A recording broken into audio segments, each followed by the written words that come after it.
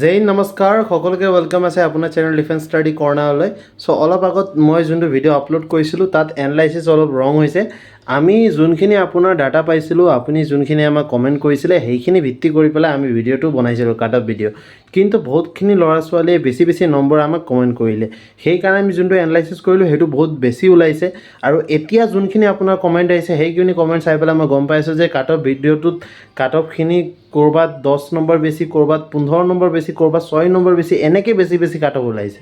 চ' সেইটোতো হ'ব কেতিয়াও নোৱাৰে হয়নে চ' প্ৰথমতে মই আপোনাক এইটো শ্বৰ্ট ভিডিঅ' আপলোড কৰি আছোঁ ইয়াত আপুনি কি কৰক আপুনি যোনটো নম্বৰ পাইছে আপোনাৰ সেইখিনি নম্বৰ ইয়াৰ কমেণ্ট ছেকশ্যনত জনাওক ইয়াৰ পিছত মই আপোনাক এনালাইচিছ কৰি পেলাই ইউভিৰ কাৰণে এটা ছেপাৰেটলি ভিডিঅ' আকৌ এটা দিম ঠিক আছে চ' আশা কৰোঁ সকলোৱে ভালে